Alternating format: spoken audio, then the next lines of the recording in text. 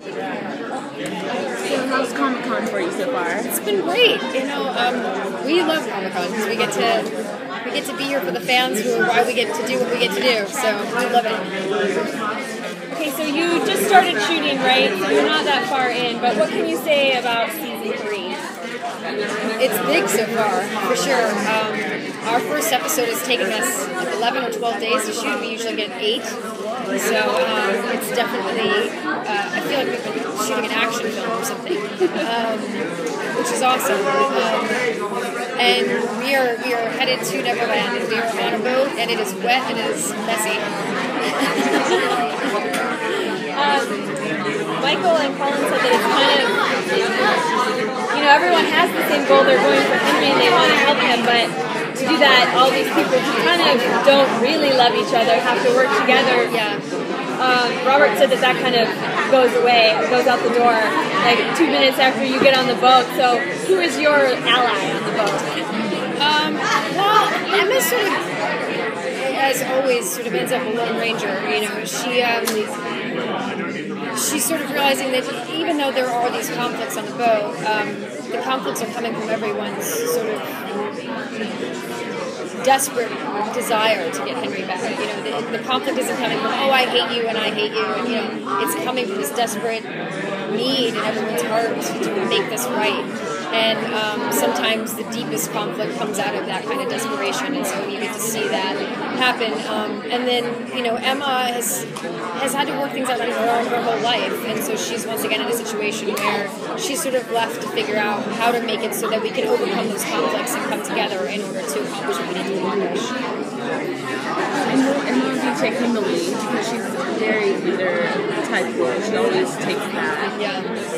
Emma definitely is put in a position where I think she has no choice. She's definitely not someone who is comfortable with the idea of a good savior, and I don't think she ever will be.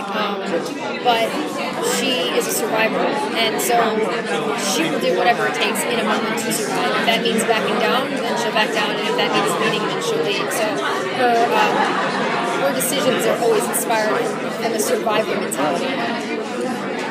Talk about, a love interest for you this season between Neil and Hook.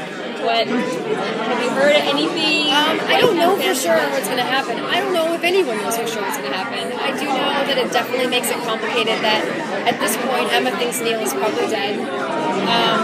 It's not like she's sure he's alive and hoping to find him. She thinks he's probably dead, which definitely impacts the way she moves the rest of her life. I don't think romance is on her mind at all because she's concerned about getting to Henry.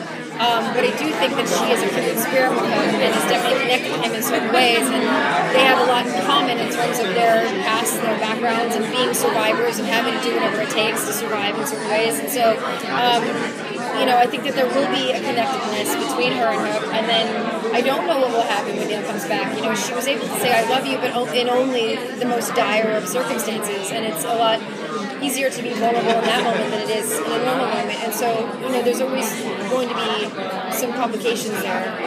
So I think that they've done a wonderful job of setting up an opportunity for there to be tensions and attractions in both directions. And Wilbur's going to be involved. I think, I know she interacts with him. I think we're all going to be involved in Peter Pan's world now that we're in Neverland. He is sort of the ruler of Neverland. He's the all-powerful in that land. So I think it's just inevitable that we will all be interacting with him at some point. Are you excited about that? Do you like the sort of stuff Peter Pan? Are you pitched it to you?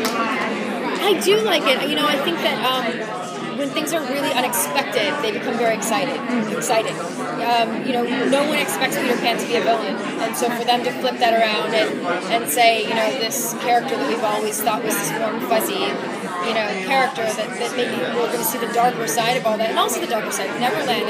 You think, oh, you never grow up, and it's so great, and it's so wonderful, but they all cry themselves to sleep at night because they're lonely.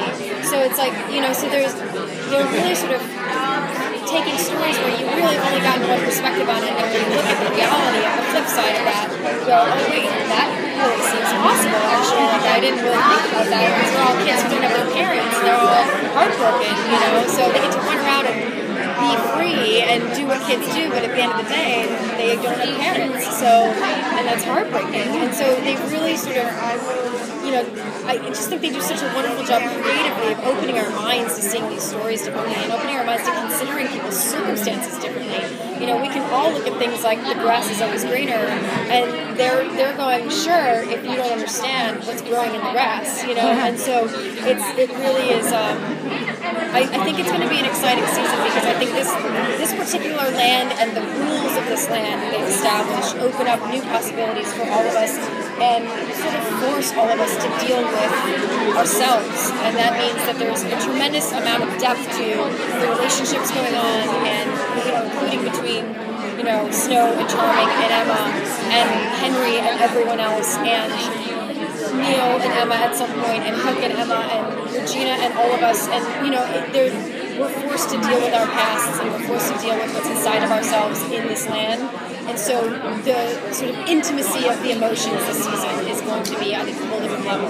Will Emma have magic? Well, Emma has magic. Yes, but will we see more of that? I don't know for sure. I don't know how much she's going to embrace that. I think that's going to be part of this season. Season 2 was really the idea that we are both, and then season 3 I think is really the idea of who are we truly. If we were once one thing, we were once another, we were once both. So then who do we choose to be? Like what percentage of the cursed self and what percentage of the original self is going to stay and be like the core of someone's being? And so this is really a season about self-identity for every character, and I think for Emma, deciding whether or not she wants to deal with magic is going to be part of her journey of her self-identity. She seemed really apprehensive in season 2 about it. She was like, she's not comfortable with it. I mean, who would be? It'd be like you being like, oh, I have magical powers. Yeah, it's weird. I'm not sure how that's going to play out, but I do know that it's something that she definitely struggles with. Thank you guys so much.